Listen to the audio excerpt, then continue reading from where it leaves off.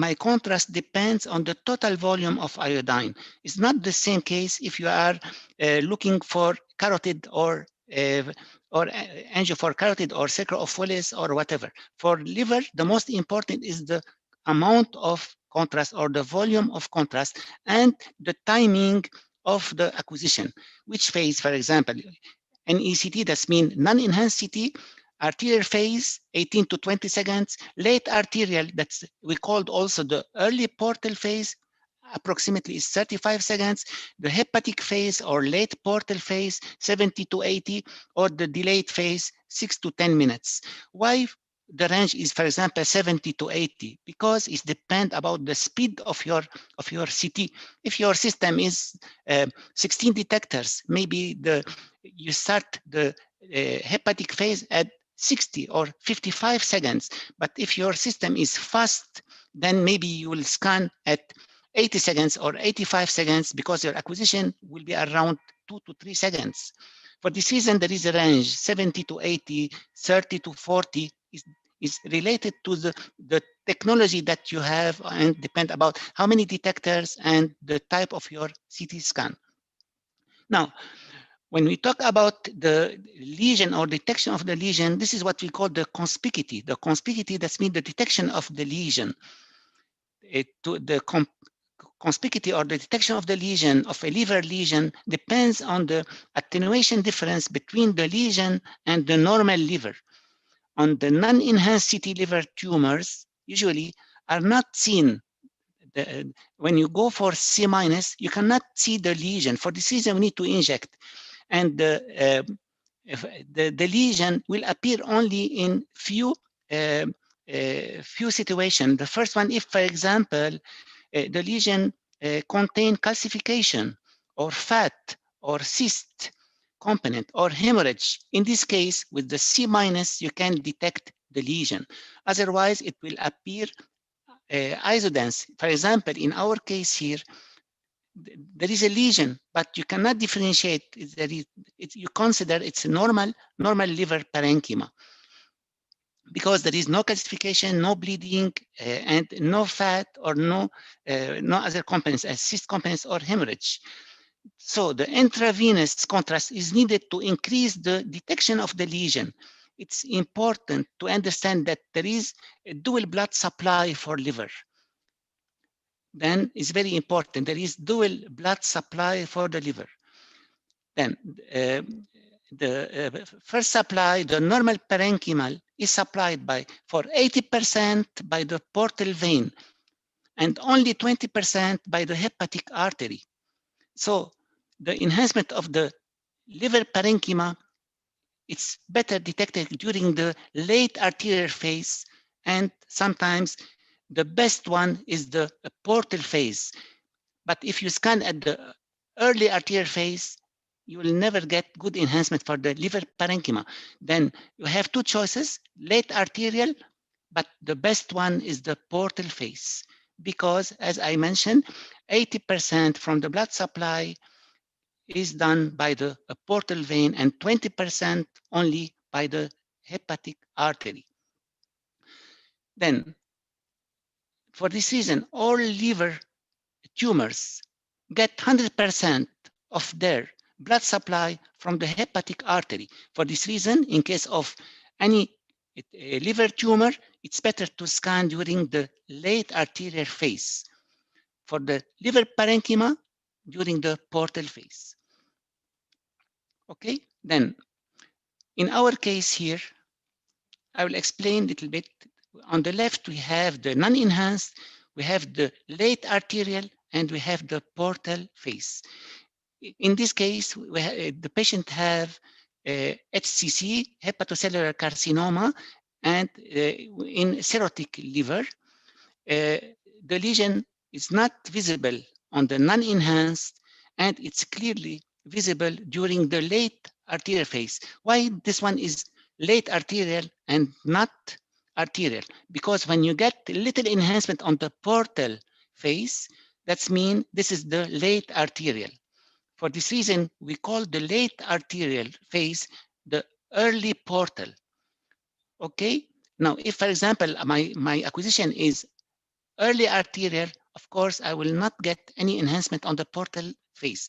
And this is the portal phase because the enhancement is the highest enhancement is on the portal vein. Now, in our case, the lesion doesn't appear, it's not visible on the C minus, it's very well enhanced during the late arterial, and it's isodense during the portal phase. For this reason, the multiple phases for liver are very important. If you scan your patient only during the portal phase, maybe you will consider the study as normal study and you will mislead the diagnostic of this case. Another example, when we talk about not the RTFA, we talk about the delayed phase. It's very important. Uh, Especially for the hypodensity or the hyperdensity or the isodensity of the lesion during the delayed phase. The delayed phase, the range is from 6 to 10 minutes. In the delayed phase, we see that the tumor is washed out more than the surrounding liver parenchyma. For example, in our case here, this is the C minus. The lesion is not visible during the arterial one. During the arterial phase, there is uptake of contrast. During the portal, it's isodense, it's disappearing, and during the equilibrium or the delayed phase, it's hypodense. What's the benefit or what's the advantage? Just to tell you that the radiologists rely on this delayed phase to differentiate between benign and malignant lesion. Just to compare, in case of HCC, hepatic cellular carcinoma, then in this case, this is what you'll get during the delayed phase. Then it's washed out and it will appear as hypodense during the delayed phase. But if you compare with the FNH, focal nodular hyperplasia, which is it's a benign tumor. It's the second most common benign tumor. The first one is the hemangioma. The second one is the FNH. During the FNH, this one is isodense. Then the delayed phase, during the delayed phase, the radiologist can get more confident diagnostic to compare between benign and malignant lesion. Now, let's move for the CT angio and routine acquisition. We'll talk about the criteria to get successful study. The good arterial and parenchymal enhancement is proportional to many factors. Most of them, they are related to the system, to the contrast, and even related to the patient. For example, the iodine concentration of the contrast media is one of the important criteria to get successful study. The second one is the flow rate. The third one, the injection duration. Another parameter is the volume of contrast. Again, the acquisition time. For example, my acquisition is short acquisition, fast, slow acquisition. It will affect my study. The time to peak enhancement. For example, the target, is it the pulmonary artery? Is it the coronary, aorta, lower limb, liver parenchyma?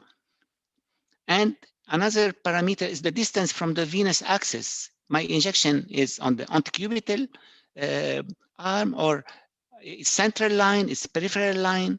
All of these parameters will affect my study, and I need to manage all these criteria to get successful study.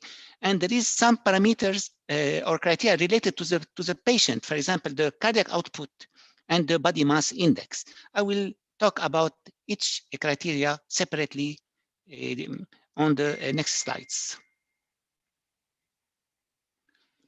Okay, now regarding the influence of contrast, I cannot see my screen.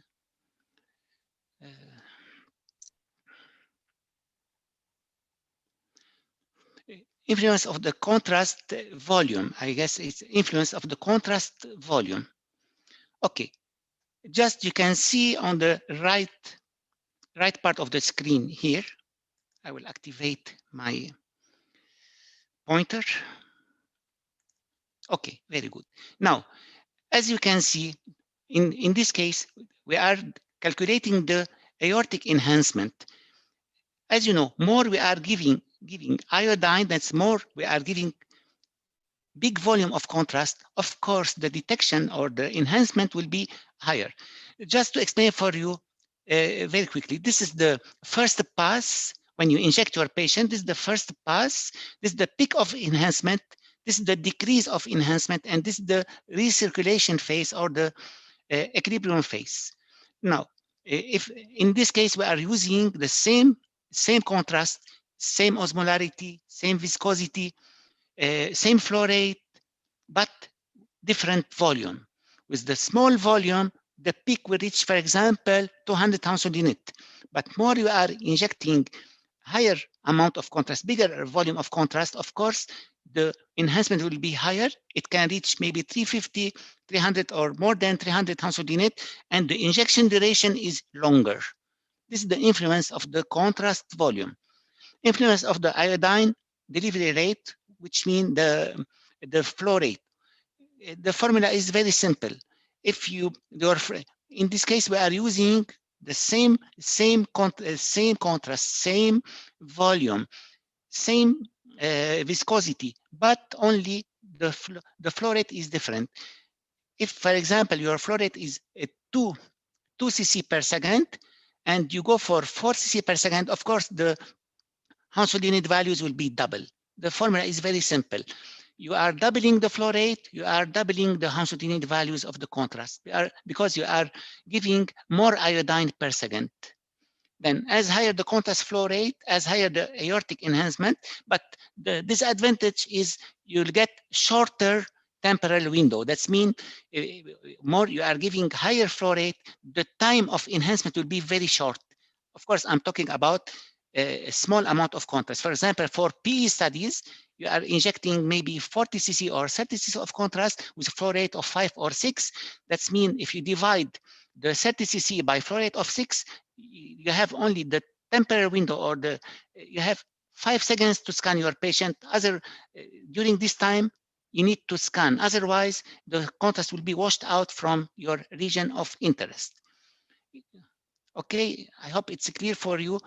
Doubling the flow rate, it will get doubling the enhancement, but the window is very short. That's mean the contrast will reach the area and it's washed out from the area very quickly. Another influence of the contrast is the concentration. In this case, we are using the same contrast, same viscosity, osmolarity, volume, but we are modifying the concentration. That's mean how many milligram of iodine per milliliter. And of course, more the concentration is higher, you will get better attenuation or better detection of contrast in the aorta or in the arteries. Another parameters is related to the patient, the role of body weight. Now, in this case, we are using the same volume of contrast, same concentration, but we apply, and the patient have the same size but different weight. And then we are comparing 50 kilogram, 80, and 110 kilogram. Then we find that when we apply the same contrast injection, we notice that as low the body weight, as higher the contrast. For this reason, when you scan small patient, no need to go for high flow rate. For example, small patient, no need to go for 5 or 6 cc per second for angio. In this case, maybe the 4 cc is more than enough, because it's we can consider that it's inversely proportional to the patient weight. Why? Because I will explain more. Because larger patients have larger blood volume. When the larger blood volume, that's mean when you give the contrast, you will find that the iodine concentration is low in the blood. For this reason, for obese patient, most of the time you will find that the contrast is faint. It's a poor opacification of contrast. Why? Because the volume of blood for heavy patient is higher than small patient. And this is the case when the patient is small, then the enhancement will be higher comparing to heavy patient, because the magnitude or the attenuation of contrast enhancement decrease proportionally with an increase in patient weight. That's mean for any heavy patient, big patient, please make sure that you are giving the proper amount of contrast. Another parameter related to the patient is the cardiac output. For the cardiac output, in this case, we are using, if the patient is the same size, same body weight, same contrast injection, but different cardiac output. We notice that with lower cardiac output, then the contrast is higher, but delayed. The only disadvantage when you scan patient with low ejection fraction or low cardiac output, now the enhancement is very good enhancement, but there is a delay in the enhancement. Okay, now regarding the cardiac output, just idea how to calculate it. The cardiac output is normally the normal values between 4 to 8 liter per minute. We calculate it liter per minute. The average values between 4 to 8. Now, how to calculate it? It's the end diastolic volume minus the end systolic volume multiplied by the flow rate. You'll get the cardiac output. Then you will get delayed enhancement, but you'll get higher enhancement when there is low cardiac output. Be careful. Maybe you'll face this kind of challenges when you scan patient, maybe perfusion cases, because perfusion is emergency case. You put your patient on the table, you scan, then sometimes you'll get some delayed enhancement for the arteries. And when you finish your study, you didn't get the recirculation phase. Make sure that during any perfusion, if the patient is elderly patient, a patient with maybe diabetes, cardiac pathology, it's better in this case to make your acquisition a little bit longer to make sure that you are not facing this kind of challenges.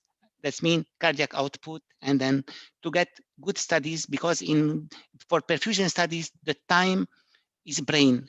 Then it's better to finish your study instead of repeating and giving more and more injection.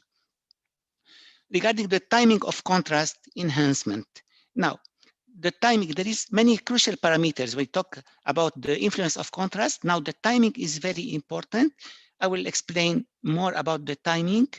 For example, regarding the contrast, of course, the optimal timing is important for good arterial phase imaging. When we talk about the arterial phase, the timing is crucial parameters. The hypervascular tumors will enhance at 35 seconds after the contrast. That's mean during the late arterial phase. This time is needed for the contrast. Why we choose the 35 seconds? Because the time is needed for the contrast to get from the peripheral vein, for example, the antecubital vein, okay, to the hepatic artery and to diffuse into the liver tumor. Then for this reason, the arterial phase is considered it's a little bit early. It's better to scan for any liver tumor during the late arterial phase. In our case, what you see here on the screen, they scan the patient in arterial phase and late arterial phase. And what's the difference? In our case, the patient underwent 2 phases of arterial imaging, one at 18 seconds and the second one at 35 seconds.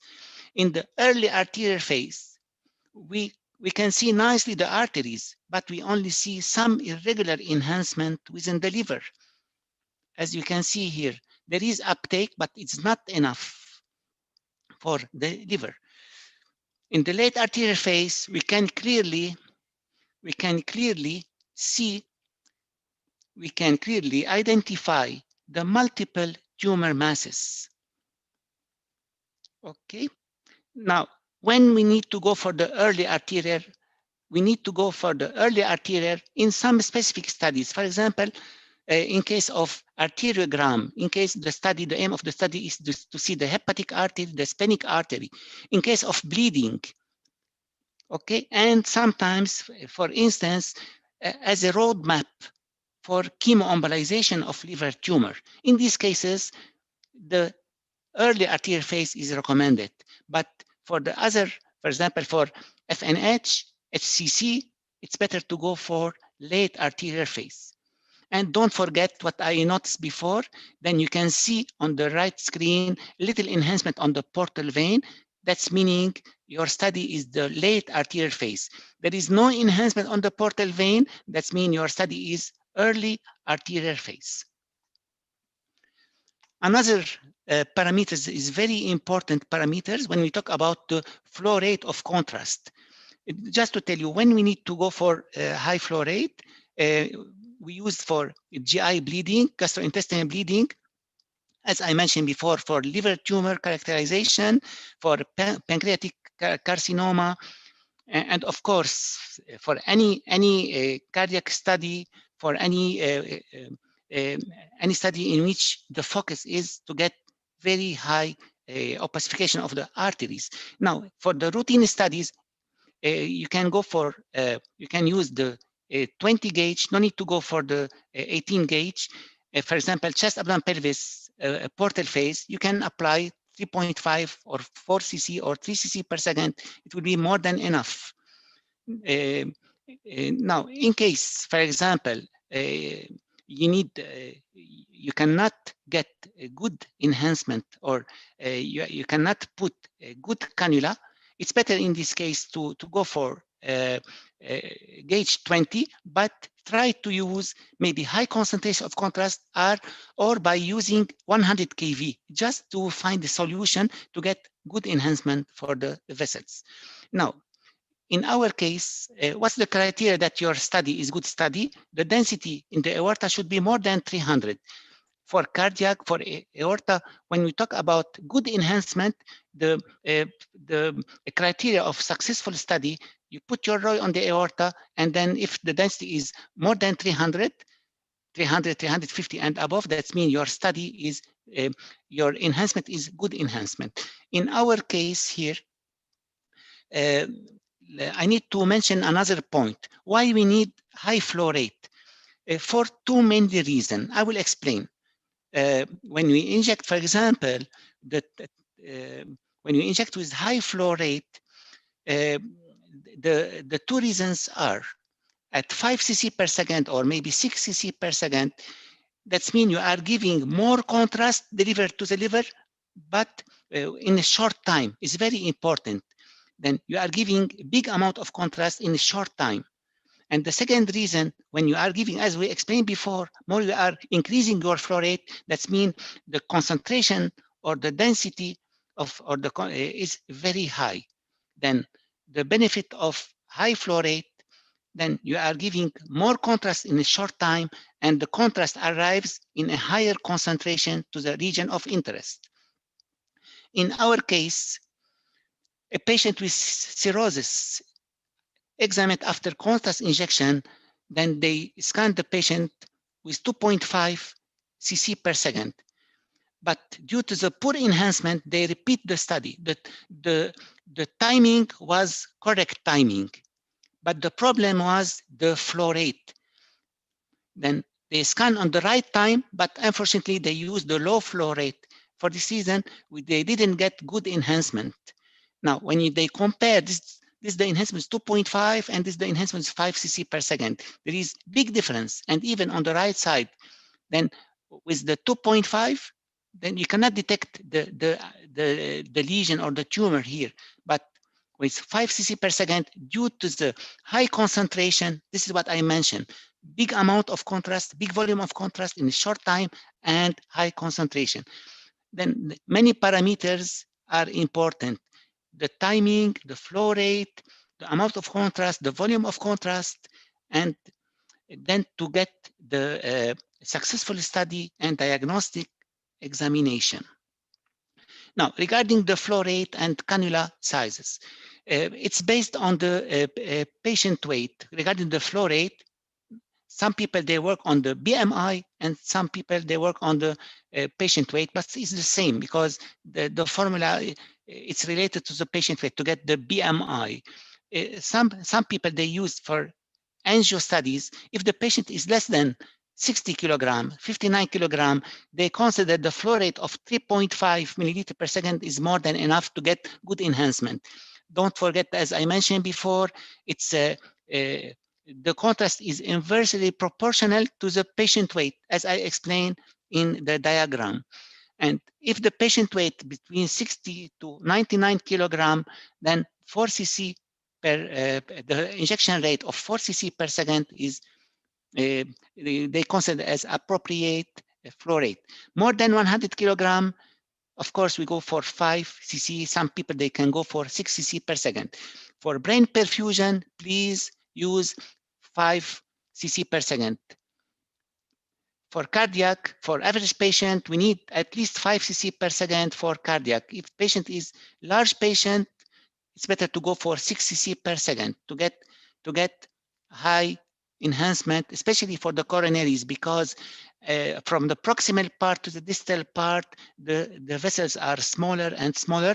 For better detection of the tiny or small vessels, we need high concentration. How to get the high concentration? By using high flow rate. And in case the patient is small and uh, and you are unable to secure or to put a cannula of 18 gauge, then you can go for 4 cc per second. And don't forget, in this case, if you can, and the patient is small, please go for lower KVP to get better enhancement. In case the patient is big enough, then of course it's better to go for 120, but the penalty when you scan with 120 kVp, then it will reduce a little bit the enhancement of the contrast. It will reduce the attenuation of the contrast. In this case, how you can manipulate, please increase the flow rate in this case. Then it's kind of management between flow rate and KVP. Now, what's the maximum flow rate recommended for the cannula? For a cannula, for example, for 22 gauge, the maximum is 4, but they recommend try to keep it around 3 milliliter per second. But you can reach, if the cannula uh, is on the appropriate position, and you verify that the cannula, if there is no resistance, then you can go until 4. But this is the maximum. For 20 gauge, you can reach 6, but they recommend that you use 4 to 4.5. And with gauge 18, you can reach the maximum is 8 cc per second, but to be on the safety side, keep it between 6 to 7 milliliter per second. Now, how to get the proper time? There is different technique to scan at the proper time. You can use the smart prep or the bolus tracking. Of course, there is some advantage and disadvantage of the smart prep technique or the bolus tracking. The concept is you select your area of interest, then you put your threshold. For example, you need to start your scan at 80 or 100 Hounsfield unit values. Then once and you start to detect to monitor the enhancement. Once it's arriving or reaching the values of 80 or 100, the threshold of enhancement, then it's up to you to start your scan, or you can launch the auto start. Now, what's the advantage? It's time efficient. You give the patient the proper amount of contrast. For example, for cardiac, you are scanning with 70 cc of contrast, then you will give the patient 70 cc of contrast, the proper amount, and you scan. Then what you see, when you see the scan, the enhancement, you can start your scan, and that's all. What's the disadvantage? If there is any connector leak, if the vein is occluded, maybe if you didn't start at the proper time, then you will lose your scan. Then you cannot repeat, because already maybe you already gave your patient the whole amount of contrast, especially for patient with maybe high creatinine or low EGFR. Then maybe you need to reschedule your patient, and because you cannot repeat on the same time at the same time the examination. Another technique to get accurate timing for our CT is the timing bolus or the multi-image region of interest. The same concept as smart prep, but in this case, you inject small amount of contrast, maybe 15 cc of contrast, 15 cc of saline, and then you calculate the time of arrival or the peak of enhancement. It will help to determine the contrast delay. What's the advantage? It's more accurate measurement and to detect the peak of enhancement. Of course, it will help to avoid the artifacts coming from the superior vena cava, because you can adjust the amount of contrast and the amount of saline. We can repeat it if, for example, we face any troubleshoot or any maybe leak in the connector, then we can repeat, because already we are giving small amount of contrast, and we can control the breath hold, because when you put, for example, a scan delay of 20 seconds, you can ask your patient to breathe in and hold at the proper time, and then you can scan your patient. But with smart prep, you cannot manage. Maybe you need to ask your patient to start scanning, to stop breathing a little bit before starting your scan, because you don't know at what time the contrast will reach your area of interest. What's the disadvantage? It's time, the time, because you will give small amount of contrast, then you will calculate, then prepare again and scan your patient, and we are injecting a little bit more contrast for our patient. For example, patient with uh,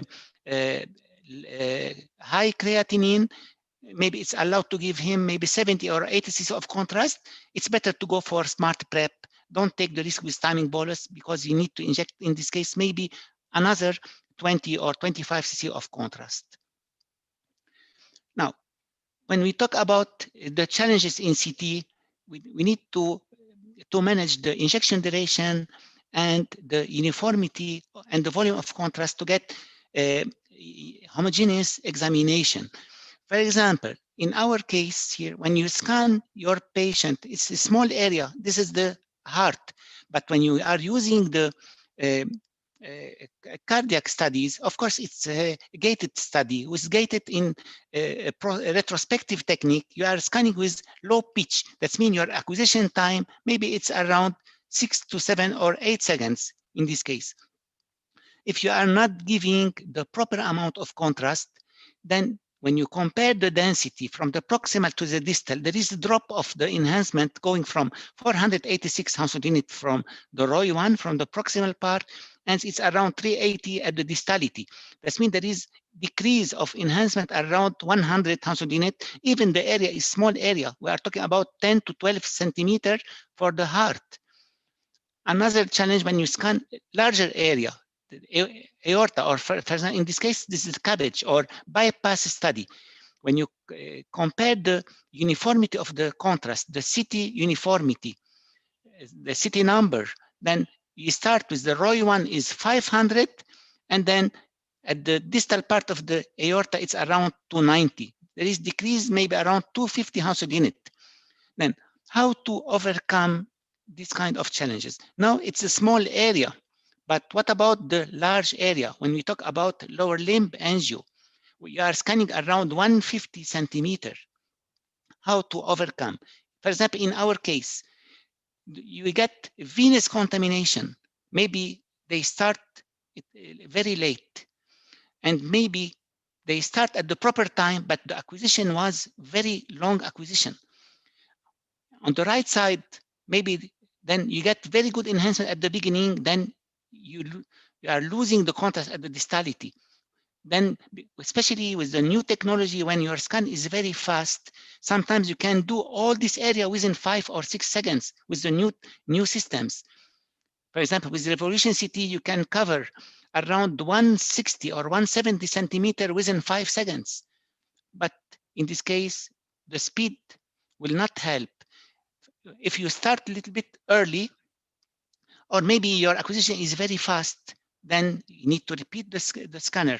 Maybe you didn't give the proper amount of contrast. Maybe you didn't adjust the injection parameters. Now, when you compare the density from the proximal to the iliofemoral arteries only, it's going from 370 until 100.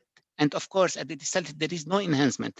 How we can overcome these kind of mistakes or challenging cases. We'll talk about the technique of the injector. If in this case, we need to use, when we scan large area, it's better to take into consideration many parameters. The first one is the contrast volume. The second one, we need to adjust the CT parameters based on the BMI. This is the recommended values. If the BMI, the body mass index, is less than 20, they consider that 80 kVp is more than enough, and the volume of 75 will be the good dose for this patient. BMI between 21 to 25, it's up to you to use 100 or 120, and the maximum amount of contrast will be 90. More than 25, 120 kVp, and you can reach up to 110 milliliter of contrast. Then we are talking here about the lower limb angio. Then the formula that we are using, it's the injection duration should be equal the scan time plus 5 seconds. As you know, for lower limb angio, it's better to scan for 30 or 35 seconds to cover from the renal artery until the foot. That means my injection duration should be the scan time plus 5. In our case, if the patient BMI was 23, this is then in this case, the BMI between these values, then I need to inject 90 cc of contrast. How we need to calculate? Then, if the total volume of contrast is 90 cc of contrast, then how to calculate it? I will explain. It's just, I need to let you know that standard bolus is the sum of multiple bolus. Now, when you give, for example, first enhancement, then you continue the injection, each flow rate we consider as bolus and bolus and bolus, and the sum of all these bolus will get stable or homogeneous enhancement. That's mean when you inject 5 cc per second and another 5 plus 5 plus 5, you will create kind of multiple bolus, and the sum of all this of this bolus, it will help you to get kind of what we call the prolonged plateau. To explain more about this point, the solution is to transform our scan to homogeneous. We talked before about the CT uniformity. By using this technique, I can get uniform or homogeneous CT scan enhancement for the arteries, going from the renal arteries to the lower limb to the foot. How to calculate it? The formula is, if my total enhancement is 90 cc of contrast, then for the first, I need to use the biphases. That means phase 1, phase 2, and phase 3. Phase 1 contrast, phase 2 contrast, and phase 3 the saline. Now, I will use the biphasic contrast injection starting with the first third of the total volume. If the total volume is 90, I will use the 1/3 of 90. That means we start with 30 cc of contrast with high flow rate, then followed by and going down with the 2/3. That's mean the 2/3 of 90 is the 60 by using lower enhancement. If you calculate the time here, the total time is 30 seconds. That's mean I cover the total scan time with 30 seconds with the injection. And for the rest, for the 5 seconds that I added here, it would be the saline. By using this technique, I will get what we can call, will end up with summary. This is the summary effect. As I mentioned, when you add all these bolus, we'll get something we call the sum of multiple bolus. This is what we call the summary effect, and the response approaching much more homogeneous enhancement on the plateau phase, and this is what we call the prolonged plateau. It's clear? Now, when we prolong the plateau, that's mean I increase the time of my injection duration as long as I can by respecting the the correct volume of contrast. By using the prolonged plateau, then if, for example, in our case, we scan the chest. This case was done on here in Saudi Arabia. We scan from the chest until the iliofemoral arteries. Then if you compare the density from the proximal to the distal, you can see the values. It was 350 and I end up with 360.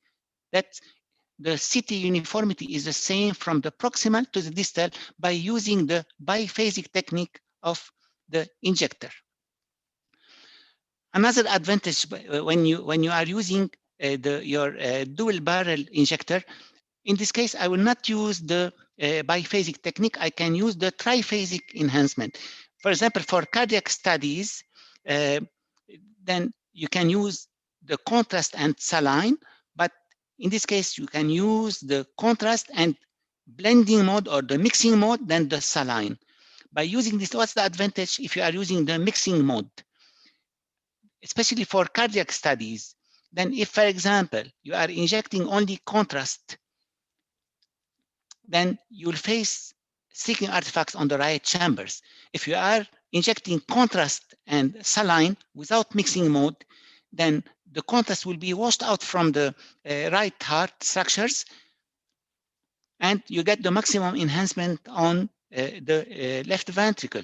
But by using the blending or the mixing mode advantage, you get maximum enhancement on the left chambers of the heart. You can see the septum, and there is intermediate attenuation on the right chambers. And this is very important for the doctors, because here, for example, if there is any thrombus, you cannot detect it.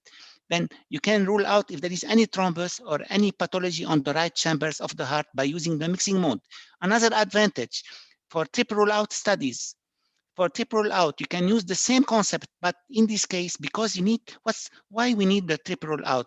We need to triple out to rule out if there is any dissection on the aorta, if there is any pulmonary embolism, and of course, we need to see the coronary arteries.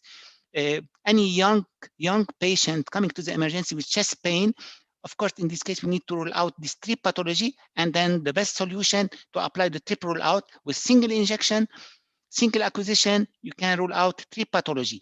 But regarding the injector parameters, in this case, I will use the same concept of mixing mode, but for the second phase, it's better to increase the amount of contrast here. For example, instead of 30 to 20 or 30-30, you can use 45-45 to make your injection duration longer, especially for the pulmonary arteries. What are the criteria that your study is a successful study?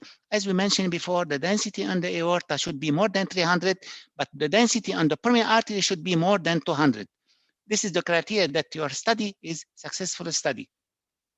All it depends about the injector parameters. Then you can manage the injector parameters for CABG, for coronaries, and for triple rule out. What about the saline chaser? It's very important also. What's the advantage of the saline chaser? When you push, it will push the contrast in tubing and peripheral vein to the central vein, because as you know, the contrast will create kind of streaking artifact. Sometimes it's not comfortable, especially for the PE studies. For the season for PE, sometimes we start our scan from bottom to top to avoid this kind of artifact. Another advantage of the saline chaser to allow the reduction of the contrast volume in some hospitals. In case they are using, for example, the saline, they can reduce the amount of contrast 10%. Instead of injecting 50 cc, they inject 45 cc of contrast because they are using the saline chaser. As I mentioned before, please, for any angio studies or any routine studies, use 50 cc of saline. It will allow the reduction, as we mentioned, the contrast volume, increase the post-procedure hydration, as Dr. George mentioned in his presentation, especially for diabetic patient. It's very important to give some saline for the hydration of the kidneys.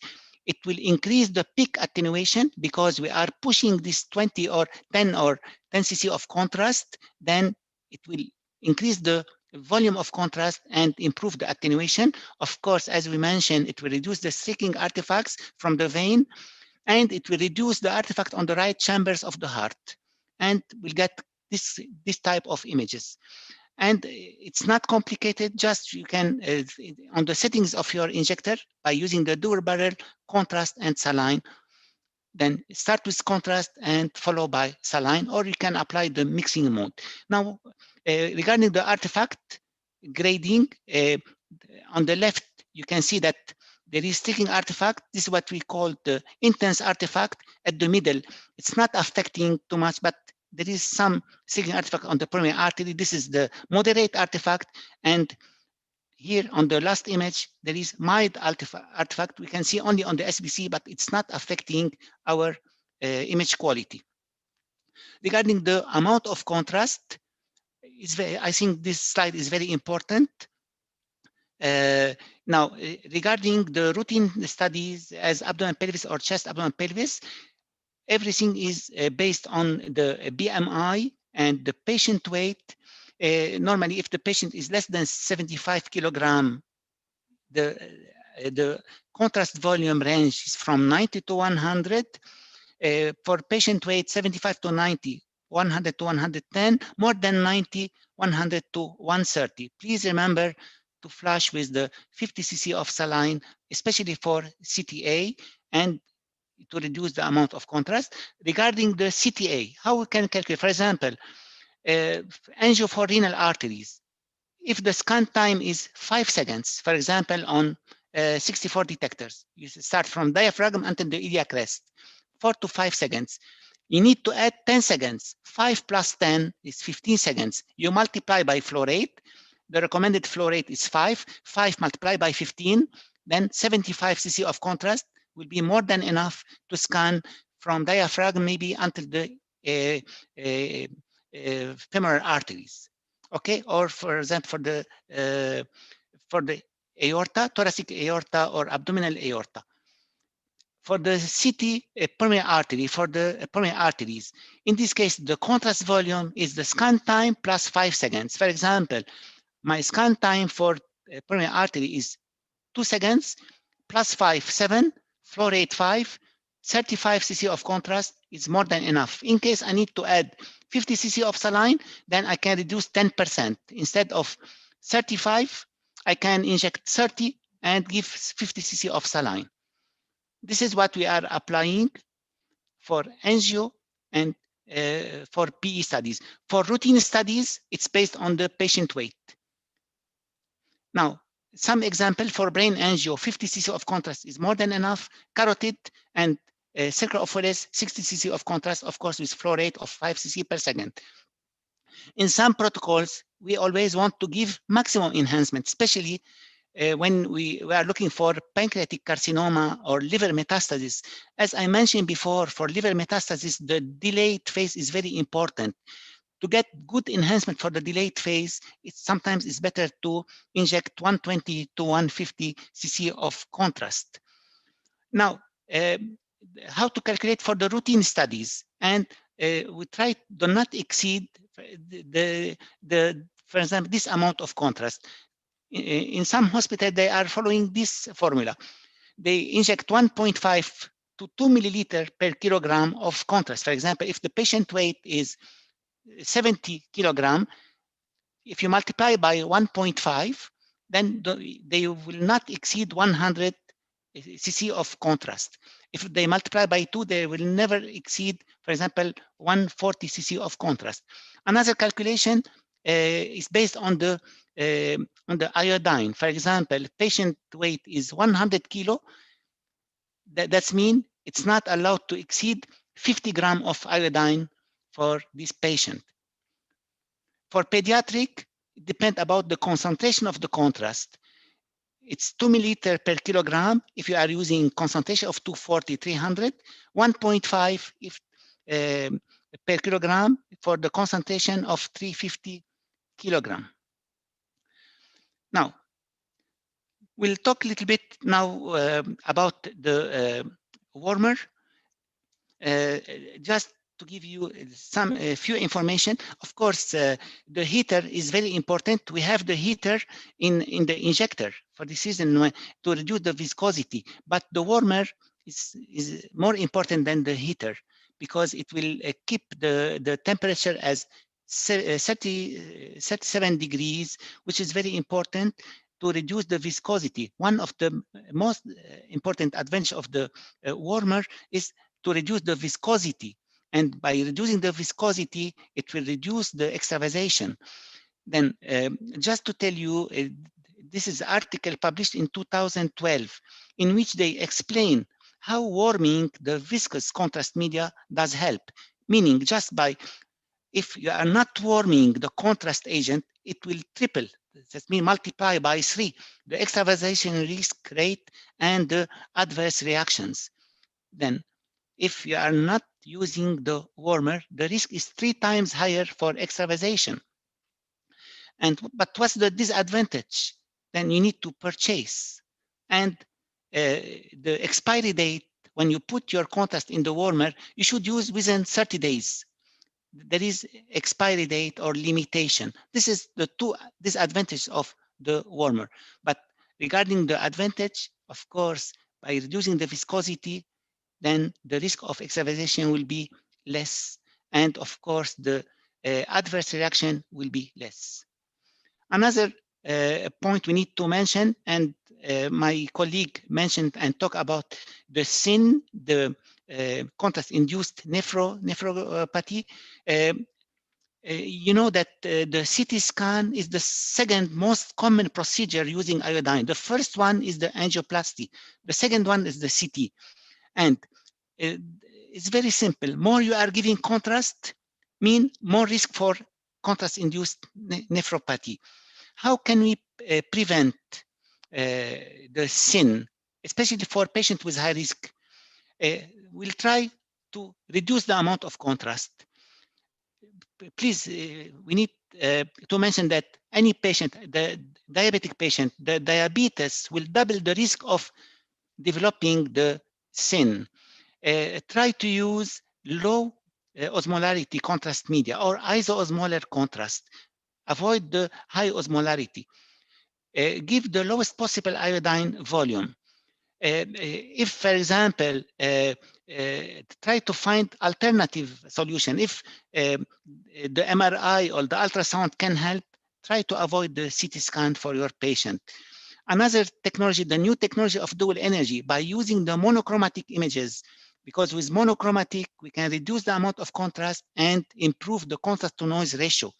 There is another advantage. If you have on your system dual energy for any patient with high risk, diabetic patient, high creatinine, try to apply the monochromatic technique, the dual energy technique, because by using this technique, you can reduce the amount of contrast and get good enhancement in your studies.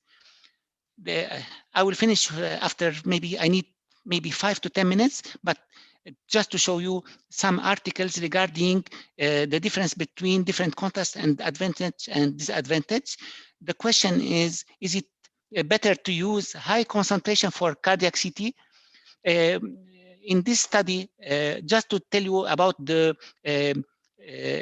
plaque type classification, we have 4 types: very low density, less than 20 Hounsfield unit, low density 20 to 50, intermediate and high density. When the density is very low, we call it as lipid rich, and it's for the low density is fibrous type. Now they did the study. In this study, in this article published by Mafi in 2012, they used iomeron with concentration of 400. They compared to Visipec concentration of 320.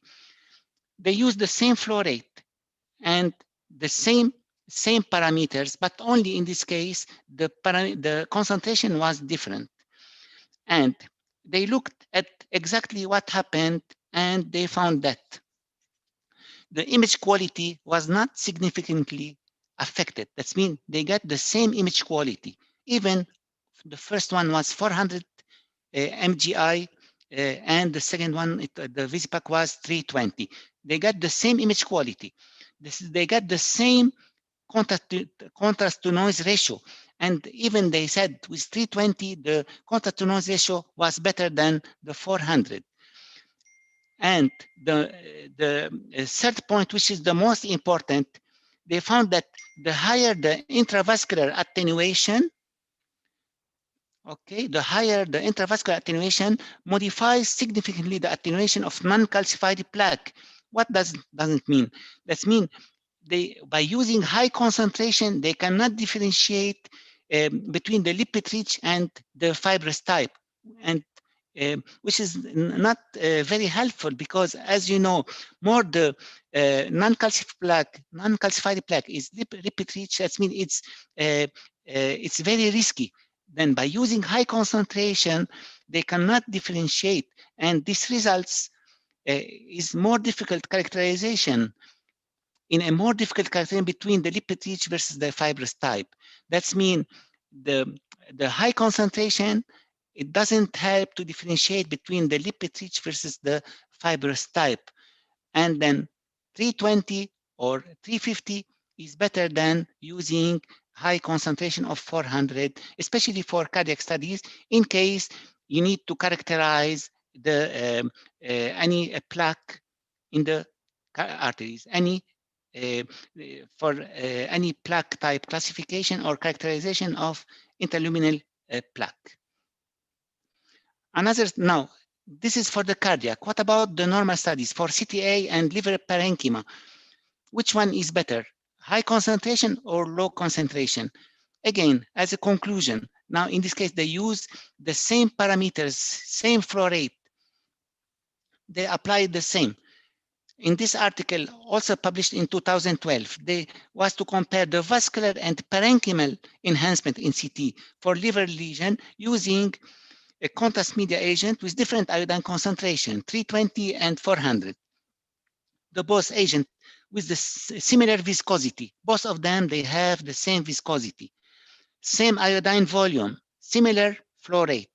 And the result is they did not provide significant difference in the liver parenchymal and vascular enhancement. That's mean the fact that the low iodine concentration is good enough. No need to go for high concentration of contrast. Last two slides about the dual energy. When we talk about dual energy, that's mean we are using monochromatic. That's mean it's single energy. We talk about KEVs, not KVP, kilo electron volt. More we go for low KEV, the detection of contrast is better. In this case, for example, we apply for the same patient 120 KVP and dual energy with 45 KEV. Then the detection of the lesion conspicuity or detection of lesion is better with low KEVs due to the KH of iodine, because the KH of iodine is 33 KeV. More you are close to the KH of iodine, then the conspicuity or detection of uptake of contrast is better. What's the advantage of the dual energy? For example, in our case, patient did the scan, and during the follow-up, unfortunately, the EGFR was low. Normally, we consider below 30, 30 to 45, and more than 45. It was 46. That's mean it's a moderate risk for this patient. Then we apply the isoosmolar 320, and of course the advantage of dual energy. Then we can go with low KEV. That's mean better enhancement on your images, and even you can reduce up to 40 to 50% the amount of contrast. In some articles, they mention even for angio, you can reduce up to 70% the amount of contrast. When you compare the old studies with the new studies done with the dual energy, with the isoosmolar contrast, you'll find that the density on the left, it was close to 400. We got the same on the right side with the low KEV and dual energy technique. And then you get even better enhancement, a small amount of contrast, and by using this technique, we can protect our patient and to avoid any sin or contrast-induced nephropathy for this patient. Another case, cardiac study done with 320. Patient was, the BMI was less than 30. I apply 100 kVp, and I use 65 with 40 cc of saline, flow rate of 5, 320 mgi, and this is the result. If patient coming for follow-up for stent, And this is the result with 320 with low KVP. Even you can detect even the distality of the coronary arteries. Points to remember: the injection time should be adapted to acquisition time. This is what we mentioned for the lower limb angio. If my acquisition is 30 seconds, my injection duration should be 30 plus 5 seconds. Then the injection duration should be a little bit longer than my acquisition. The BMI is the most relevant for selecting total volume of iodine needed. As we mentioned, most of the body studies, chest, abdomen, pelvis, is based on the BMI and the patient weight.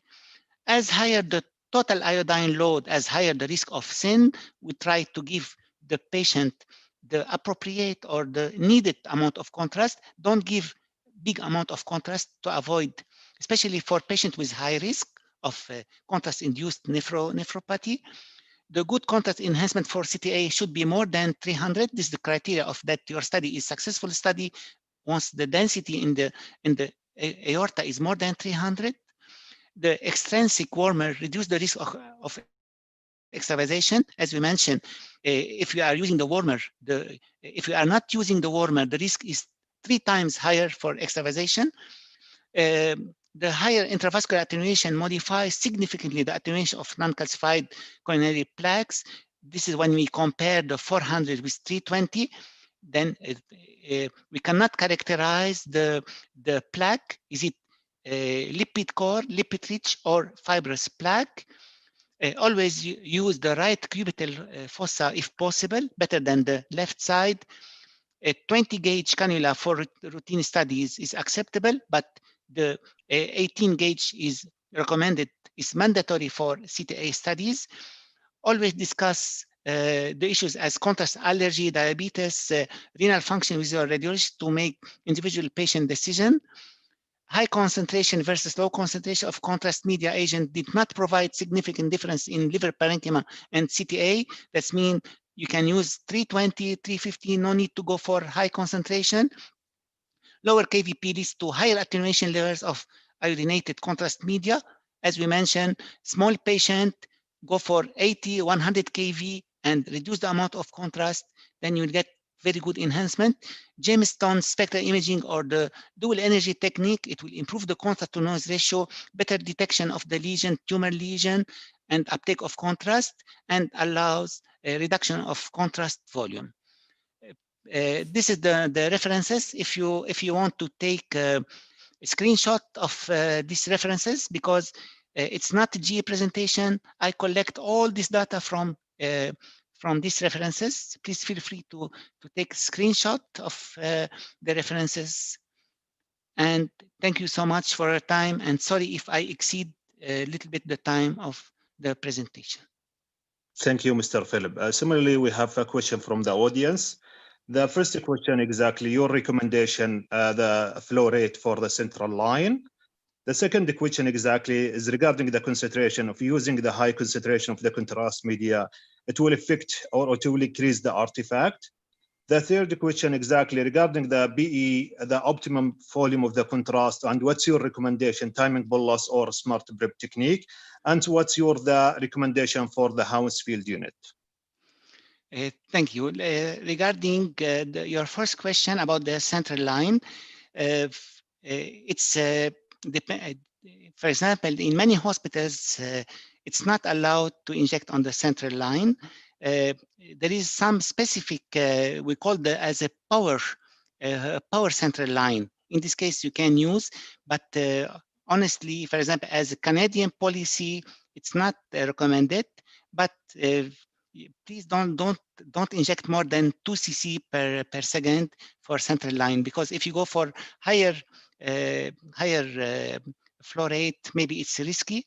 As I mentioned, I work in many hospitals. As Canadian policy, if they are following the Canadian policy, is not allowed to inject through the central line.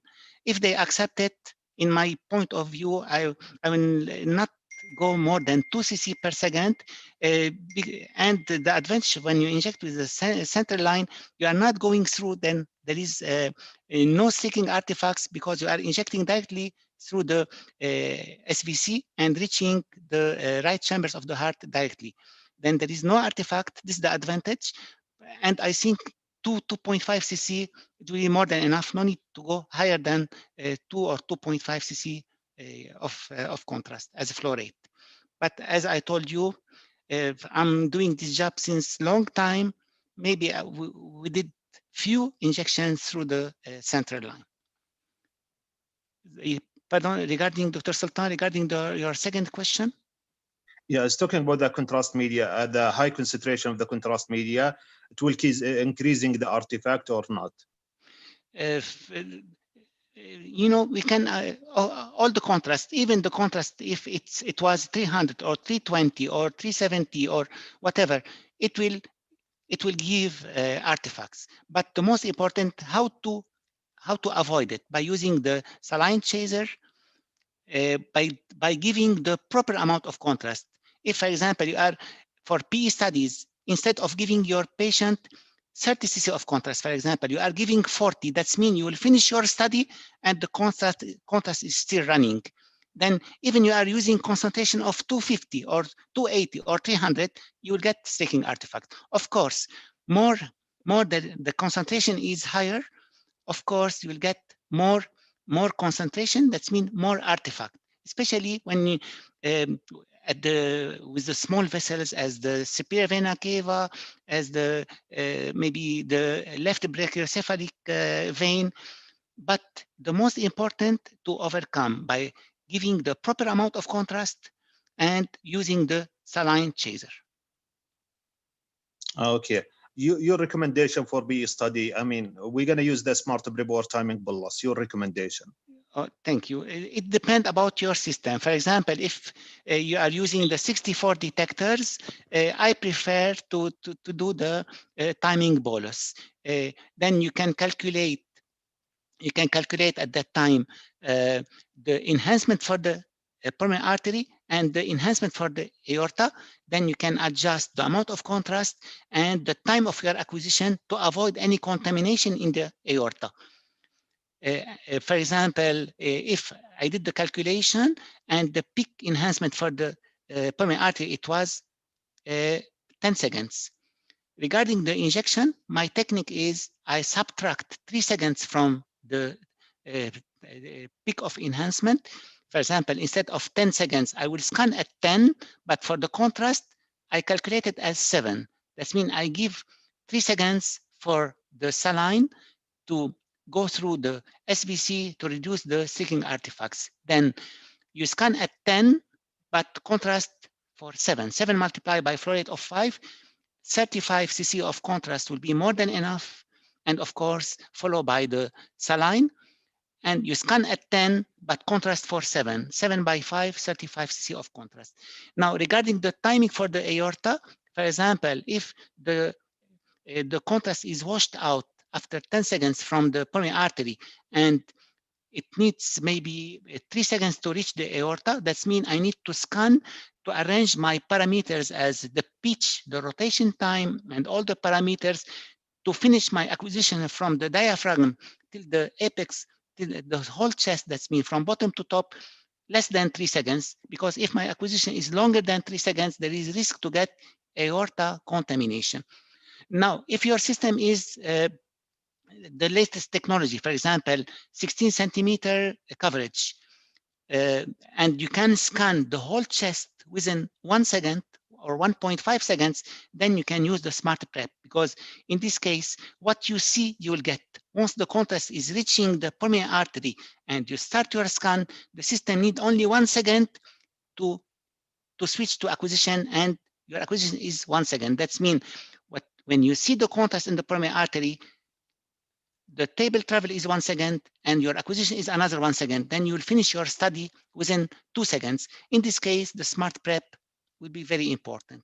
But if your scanner is 64, I do recommend the timing bolus. Okay, thank you. Very clear. Thank you. Before closing Before Yes. closing the session, I would like to thank the speaker for the presentation. Thank you. Really, the talks are highly impressive and more informative. Also, many thanks for the audience for their attendance and cooperation. We Thank you. hope to meet you again. Thank you all. Thank you so much. Thank you. Thank you. Thank you.